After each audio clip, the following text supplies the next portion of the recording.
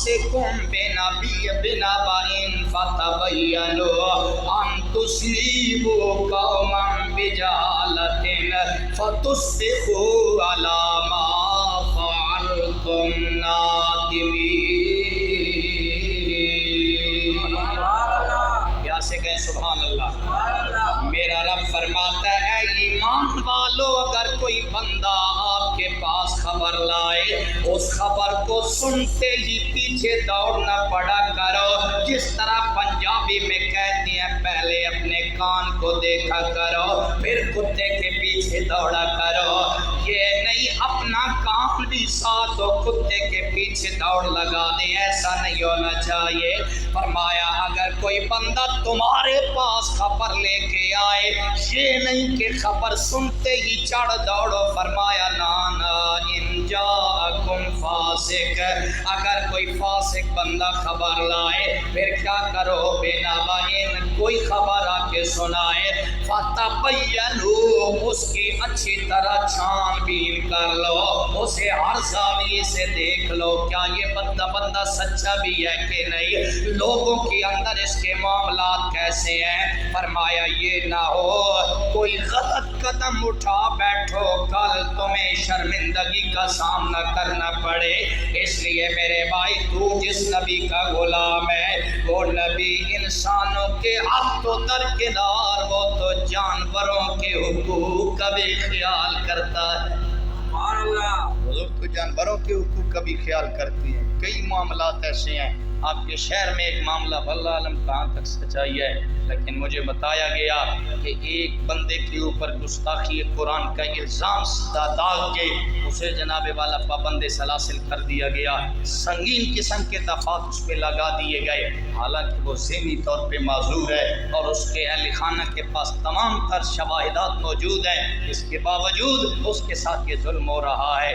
اس لیے خدا را ایسے عاشق بھی نہ منو کہ مدینے والا کہیں ناراض ہو جائے، ایسے ہی رویہ بھی نہ اپناؤ، یہ اس سوچ میں نہ رہو کہ کسی کے منہ سے نہ چھان بین کر لیا کرو، ہو سکتا ہے کوئی بندہ معذور ہو سکتا ہے وہ معاملہ ایسے نہ ہو جس طرح آپ تک پہنچا ہے اور کوئی غلط قدم اٹھا بیٹھو۔ اس لیے ہمارے جو اسلاف ہیں نا، ہمارے اسلاف کی عادت یہ ہے، صوفیاء کا یہ معمول ہے، یہ لوگوں کو دور نہیں کرتے، قریب کیا کرتے ہیں۔ کیا کرتے ہیں؟ سارے بولے کیا کرتے ہیں؟ حضرت بایزید بسطامی رحمۃ اللہ تعالیٰ علیہ، میں نے کئی مرتبہ آپ کے سامنے عرض کیا، حضرت بایزید بسطامی آپ کا پڑوسی یہودی تھا اور ساتھ والے گھر سے رونے کی آواز آئی، اپنے بیٹے کو بھیجا جاؤ پتہ کرو پڑوسیوں کا بچہ کیوں رو رہا ہے۔ بیٹے نے آ کے بتایا جناب ان کے گھر میں دیا تو ہے لیکن تیل نہیں ہے اور ان کے گھر میں چراغ نہیں جل رہا، ان کے بچے کو چراغ کی روشنی میں سونے کی عادت ہے، لہذا روشنی نہیں ہے اس لیے بچہ نہیں سو رہا۔ حضرت بایزید بسطامی رحمۃ اللہ تعالی علیہ آپ نے فرمایا بیٹے یہ چراغ لے جاؤ، اس کی ماں کو کہو جب تک تیرا شوہر نہ آئے یہ چراغ استعمال کر لو۔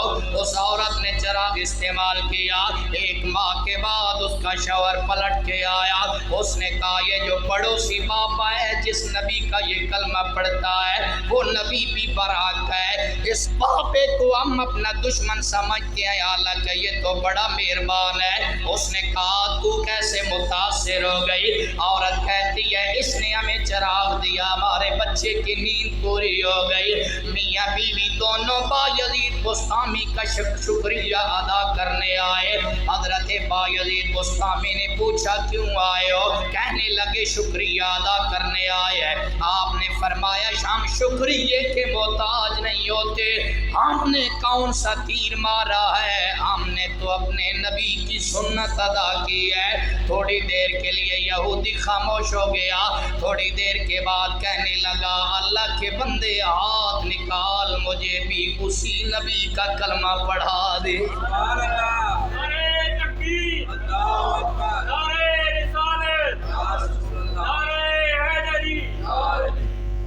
اس لیے میرے بھائی میں یہ عرض کر رہا ہوں، اس ہمارے اولیاء کا یہ وتیرہ رہا، آپ نے نے پوچھا تیرا ایک دین دھرم ہے، تو میرے نبی کا کلمہ کیوں پڑھنا چاہتا ہے؟ حضرت بایزید بستامی نے جب پوچھا، آگے سے یہودی کہنے لگا کہ اے اللہ کے بندے، میں نے تیرا کردار دیکھا ہے، میں نے کہا جس کا غلام اتنا مہربان ہے وہ نبی کتنا مہربان ہوگا۔ اس لیے میرے بھائی ہمارا نبی بھی کریم ہے، تم بھی کریم بنو۔ بہرحال بات دور نکل گئی، میں عرض یہ کر رہا تھا اگر کوئی کعبہ کی دیوار کو پتھر بھی مارے ہم سیخ پا ہو جاتے ہیں، ہاں ہونا بھی چاہیے، ایمان کی کیفیت یہ ہے۔ لیکن ایک بات یاد رکھیے، یہ یزید کا دفاع کرنے والے سوچیں آج اگر غلاف کعبہ کا اگر کوئی ٹکڑا کاٹے، کوئی لال رومال والا متوع کہتا ہے یہ کیا ہو رہا ہے، یہ غلاف کعبہ کی بے ادبی ہے، تم نشانی کے طور پہ کاٹ رہے ہو۔ ہم نے کہا ادھر تیرا یہ رویہ جو عقیدت سے غلاف کعبہ کا تھوڑا سا کپڑا لے اسے کہتا ہے بے ادب ہے، یہ غلاف کعبہ کی بے ادبی ہے، ادھر اس یزید کا دفاع کرتے نظر آتا ہے جس نے غلاف کعبہ کو آگ لگا دی، جس نے کعبہ کے منجیتوں سے حملہ کرایا۔ اور میرے بھائی ذرا غور فرمائیے، یہ اتنا بدبخت انسان تھا اس پہ، اور کعبۃ اللہ پہ یہ بات بھی یاد رکھیے، اس کعبۃ اللہ پہ حملہ کے لیے اس نے بندوں کو چنا، ایسا بندہ جو مدینہ پہ اور کعبہ پہ حملہ کرے۔ اس نے ابن زیاد کو دیکھا شاید یہ حملہ کرے گا، ابن زیاد کی جانب پیغام بھیجا، ابن زیاد نے آگے سے کہا او میرے بد کردار آقا، تو نے پہلے ہی مجھ سے بڑا ظلم کرایا ہے، اولاد رسول کو قتل کرا کے، اب یہ ظلم میں نہیں کرنا چاہتا۔ ابن زیاد کہنے لگا یزید تو نے مجھ سے ایسا کرتوت کروا دیا، آل رسول کو قتل کروا کے میں گھر جاتا ہوں، میری ماں مجوسی ہے اور میری ماں مجھے بول کے کہتی ہے یا خبیث، او خبیث دفع ہو جا، تو اولاد رسول کا قاتل ہے۔ یہ ابن زیاد کے جملے، اس کا ماننے والا، اس کے فوج میں رہنے والا اگر اس کا کردار کو اس طرح بیان کرتا ہے تو تجھے کیا پڑی ہے یزید کا دفاع کرنے؟ اس لیے سوچنا چاہیے، ان لوگوں کی فکر میں نہیں آنا چاہیے جو کہتے ہیں نہیں فلاں نے بھی، اور جو کہتے ہیں نا حضرت حسین، سوشل میڈیا کا دور ہے نا، ایک حضرت ہیں وہ بار بار کہتے ہیں حضرت حسین حضرت حسین، جو کہے نا حضرت حسین سمجھ جایا کریں یہ یزید کا حامی ہے، اور جو کہے نا امام حسین، جو کہے نا امام حسین سمجھ لیا کرو اس کے دل میں حب آل بیت ہے، حب رسول ہے۔ اس لیے اس بندے کی باتیں سنو جس کے دل میں آل رسول کا پیار ہو، اور یقین جانیے میں نے پہلے بھی کہا نا کہ یہ جو لوگ دفاع کرتے ہیں جس نے رشید ابن رشید لکھی ہے، یا جو اولاد رسول کی دشمنی پہ اتر آیا اور یزید کی محبت میں سب کچھ کر رہا ہے، اس سے ہمارا یہ سوال ہے کہ ایک باپ کے کردار کو اولاد زیادہ جانتی ہے یا باہر والے لوگ زیادہ جانتے ہیں؟ بولیں یار، اتنے بھی آپ فیڈر پینے والے تو نہیں ہیں نا کہ آپ کو سمجھ نہیں آ رہی، اولاد زیادہ جانتی ہے نا باپ کے کردار کو۔ وہ ایک لطیفہ ایک دوست نے سنایا، وہ کہتا ہے کہ ایک بندے کا باپ فوت ہو گیا، تو اس کے پاس لوگ گئے تو لوگ جا کے کہتے اللہ اس کے باپ کو جنت عطا فرما، تو وہ آگے سے کہتا مشکل ہے، وہ کہتے ہیں اللہ اس کے باپ کو جنت دے، تو وہ اس کا بیٹا کہتا مشکل ہے۔ انہوں نے کہا بھائی ہم دعا کرتے ہیں، تو آگے سے کہتا مشکل ہے۔ اس نے کہا باپ میرا ہے یا تمہارا ہے؟ اس کو میں زیادہ جانتا ہوں یا تم زیادہ جانتے ہو؟ اس نے کرتوت ہی ایسے کی ہے، مجھے جو پتہ ہے اس کی معافی مشکل ہے، اس لیے میں نے کہا باپ کو اولاد زیادہ جانتی ہے۔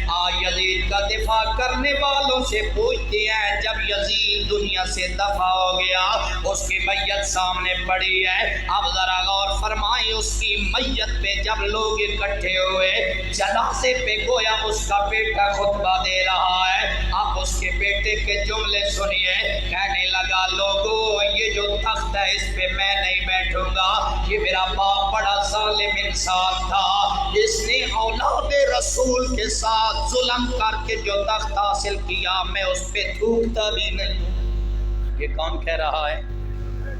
یار بولیں کون کہہ رہا ہے؟ یزید کا بیٹا کہہ رہا ہے جو تخت میرے باپ نے ظلم کر کے لیا اس تخت پہ میں بیٹھنا تو درکنار تھوکنا بھی گوارا نہیں کرتا۔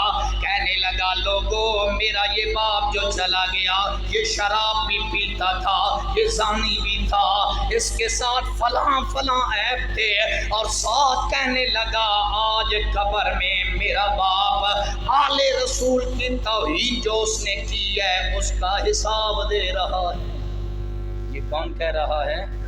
یزید کا بیٹا کہہ رہا ہے۔ اس لیے میرے بھائیو جب ایسی باتیں ہو آپ پہ میرے اوپر سیدہ خاتون جنت کا قرض ہے، جب یزید کا لوگ دفاع کر رہے ہو آپ کا حق بنتا ہے آپ سیدہ خاتون جنت یہ قرض اتارتے ہوئے میدان عمل میں آئیے اور خاتون جنت کے بچوں کے قصیدے پڑھ کے لوگوں کے سامنے بیان کرے۔ جہاں بھی حق نظر آئے گا آپ کے پیچھے حسین نظر آئے گا۔ اس لیے آئیے امام علی مقام کا کردار بھی دیکھیے۔ میں نے یہ باتیں اس لیے کی ہیں کہ اگرچہ جس طرح کیونکہ ہم چوکیدار ہیں نا آپ کے عقیدے کے، اس لیے چوکیدار کا کام بنتا ہے کہ ہر سائڈ سے وہ دیکھے کہیں آپ کے عقیدے میں کوئی آدمی نہ اس میں کوئی کیا ہے نہ لگائے گرا لگا کے یا اس میں سے کوئی دراڑ نہ پیدا کرنا چاہے۔ اس لیے میں نے کہا کہ جس طرح ہم ادھر رافضیوں کے حوالے سے میں آپ کو آگاہ کرتا ہوں، خارجیوں کے حوالے سے بھی آگاہ کیا جائے ان کے کیا عادات ہیں۔ اور جو لوگ آج یہ فکر بڑی تیزی سے پھیل رہی ہے، لوگ یزید کا دفاع کرتے نظر آتے ہیں، لیکن یہ بات ذہن میں رکھیں کہ حسین کا مدینہ سے لے کے کربلا تک ہر اٹھنے والا قدم ہمارے امام کا حق پہ مبنی تھا۔ بولیے تھا کہ نہیں تھا؟ ہر اٹھنے والا قدم حق پہ مبنی تھا۔ اس لیے جو ینگ جنریشن ہے جو سوشل میڈیا سے وابستہ ہے، کسی سکالر سے متاثر ہو کے حسین کے گستاخوں کے ٹولے میں کھڑا نہ ہو جانا، حسین کے دشمنوں کی صف میں نہ آ جانا۔ اگر حسین کے دشمنوں کی صف میں کسی سکالر کی بات سن کے آئے گا، کل سیدہ خاتون جنت کو کون سا منہ دکھائے گا؟ سیدنا علی المرتضیٰ کا سامنا اور حضور کا سامنا کیسے کرے گا؟ اس لیے آئیے اپنے امام کے کردار کو سمجھیے۔ خدا کی قسم یہ جو من گھڑت باتیں ہیں یہ لوگ بکواس کرتے ہیں۔ امام علی مقام کی ذات تو وہ ہے جس کے بارے میں معین الدین چشتی اجمیری کہہ گئے قتل حسین اصل میں مرگ یزید ہے، اسلام زندہ ہوتا ہے ہر کربلا کے بعد۔ آخر دعوانا